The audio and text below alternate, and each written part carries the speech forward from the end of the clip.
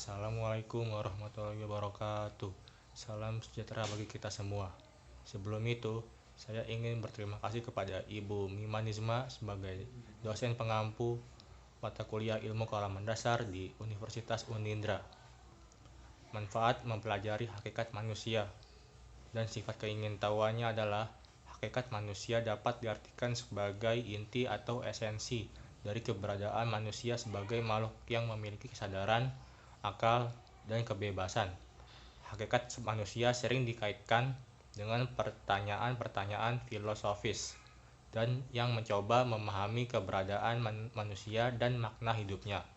Sifat keingintahuan manusia merupakan ciri khas dari manusia sebagai makhluk yang memiliki kesadaran dan kemampuan berpikir. Manusia memiliki keinginan untuk mengetahui dan memahami dunia di sekitarnya dan untuk menemukan jawaban atas pertanyaan-pertanyaan yang muncul dalam pikirannya. Sifat keinginan tahuan ini mendorong manusia untuk melakukan penelitian, eksperimen, dan berbagai upaya untuk memperoleh pengetahuan baru dan memperdalam pemahaman tentang dirinya sendiri dan dunia di sekitarnya.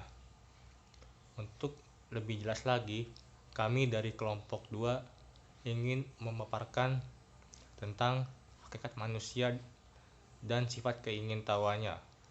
Saya akan dibantu oleh rekan saya.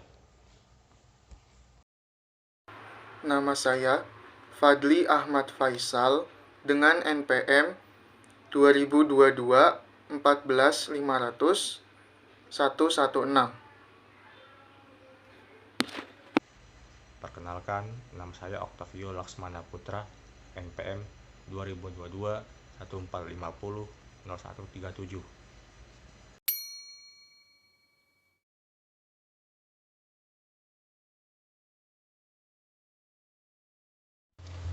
Hakikat manusia dan sifat keingintahuannya.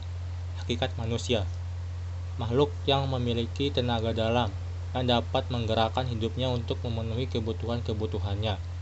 Individu yang memiliki sifat rasional, yang bertanggung jawab atas tingkah laku, intelektual, dan sosial, mampu mengarahkan dirinya ke tujuan yang pasti, mampu mengatur dan mengontrol dirinya, dan mampu menentukan nasibnya.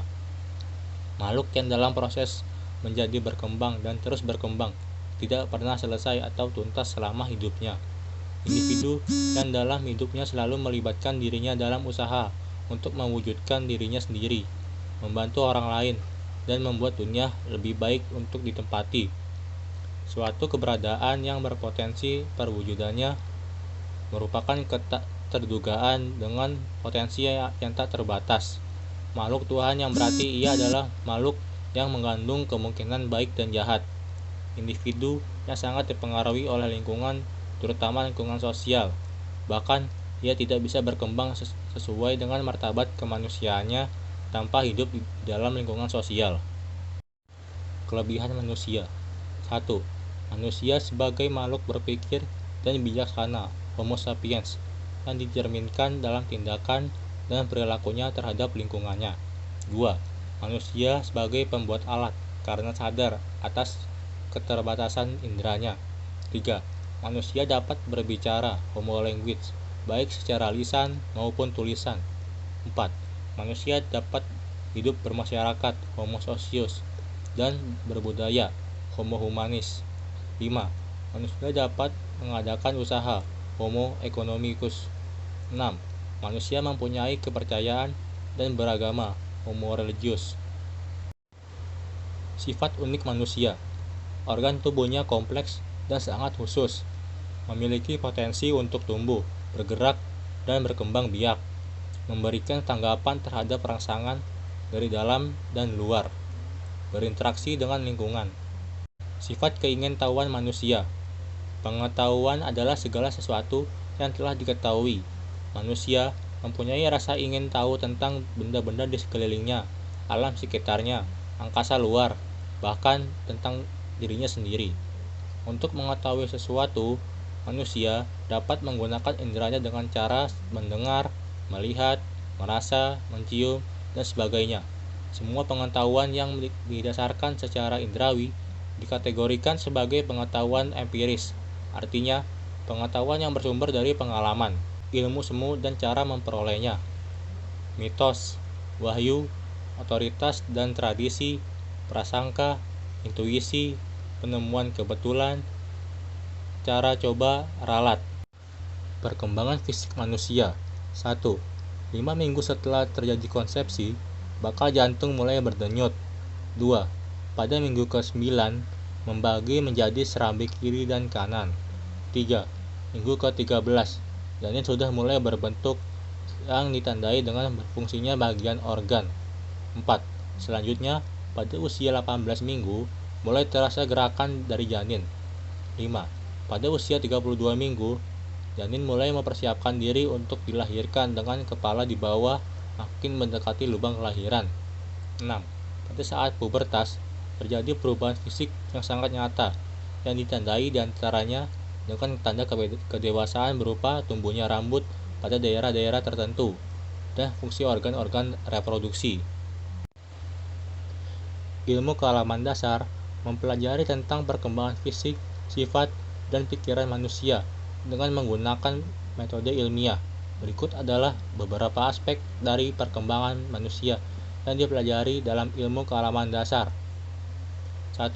Perkembangan fisik. Ilmu kealaman dasar mempelajari tentang perkembangan fisik manusia dari lahir hingga dewasa. Aspek yang dipelajari termasuk pertumbuhan dan perkembangan organ tubuh, proses pembelahan sel, pertumbuhan tulang dan otot, serta perubahan yang terjadi selama pubertas seperti perkembangan sekunder pada anak laki-laki dan perempuan. 2. Perkembangan sifat. Ilmu kealaman dasar juga mempelajari tentang perkembangan sifat manusia, termasuk genetika, lingkungan, dan interaksi antar keduanya.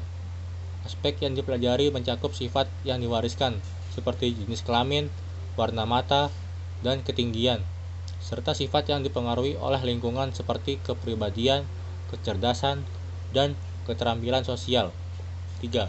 Perkembangan pikiran. Ilmu kealaman dasar mempelajari perkembangan pikiran manusia dan perspektif neurologi dan psikologi. Aspek yang dipelajari mencakup perkembangan kognitif, emosi, bahasa, dan persepsi, serta perubahan yang terjadi pada otak dan sistem saraf selama masa perkembangan. Sejarah pengetahuan manusia.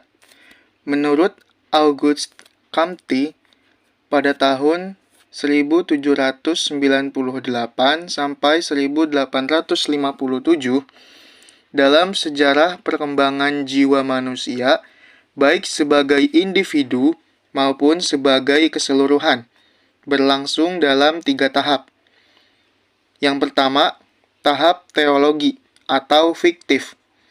Pada tahap teologi atau fiktif, berusaha untuk mencari dan menemukan sebab yang pertama dan tujuan yang terakhir dari segala sesuatu, dan selalu dihubungkan dengan kekuatan gaib. Gejala alam yang menarik perhatiannya selalu diletakkan dalam kaitannya dengan sumber yang mutlak. Mempunyai anggapan bahwa setiap gejala dan peristiwa dikuasai dan diatur oleh para dewa atau kekuatan gaib lainnya.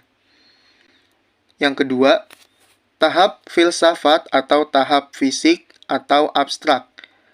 Tahap metafisika atau abstrak merupakan tahap di mana manusia masih tetap mencari sebab utama dan tujuan akhir. Tetapi, manusia tidak lagi menyadarkan diri kepada kepercayaan akan adanya kekuatan gaib, melainkan pada akalnya sendiri. Akal yang telah mampu melakukan abstraksi guna menemukan hakikat segala sesuatu. 3. Tahap positif atau ilmiah real. Tahap positif atau ilmiah real merupakan tahap di mana manusia telah mampu berpikir secara positif atau real atas dasar pengetahuannya yang telah dicapainya, yang dikembangkan secara positif melalui pengamatan, percobaan, dan perbandingan. Ilmu pengetahuan juga berkembang dengan sesuai zamannya, dan sejalan dengan cara berpikir dan alat bantu yang ada pada saat itu. Sebagai contoh, pada zaman Babilonia dan Yunani, karena keterbatasan alat indera manusia sebagai alat bantu utama, maka landasan ilmu pengetahuan zaman ini sebagian berasal dari pengamatan maupun pengalaman. Namun, sebagian lainnya berupa dugaan, imajinasi, kepercayaan, ataupun mitos. Sebagai contoh adalah tentang pertanyaan hujan yang sering dijawab sebagai bocornya atap langit. Pengetahuan semacam ini disebut sebagai pseudoscience, yaitu mirip sains tapi bukan sains, atau pengetahuan semu. Berikut ini perkembangan pengetahuan manusia dari zaman purba sampai zaman modern. 1. Zaman purba. Peralatan yang ditemukan pada zaman purba terbuat dari batu. Lalu masa bercocok tanam dan berternak merupakan pengalaman dan kemampuan untuk mengamati alam sekitar. Pengetahuan yang diperoleh ini bertahan sampai zaman Babilonia. 2. Zaman Yunani. Beberapa pakar terkenal yang berpengaruh antara lain 1. Thales menyatakan bahwa binatang mengeluarkan sinar, bulan memantulkan cahaya matahari. 2. Pythagoras menyatakan bahwa bumi ini bulat yang terdiri atas 4 unsur utama, yaitu air, api, udara, dan tanah. 3. Socrates dianggap sebagai tonggak ilmu pengetahuan Yunani, penganut paham logika, dan sebagai pemula penyelidikan kehidupan manusia. Yang keempat, Aristoteles menyatakan bahwa silogisme satu pikiran yang terdiri dari 3 premis. 3. Zaman pertengahan. Dikembangkan metode eksperimen menyangkut bidang kedokteran, farmasi, astronomi, kimia, dan biologi.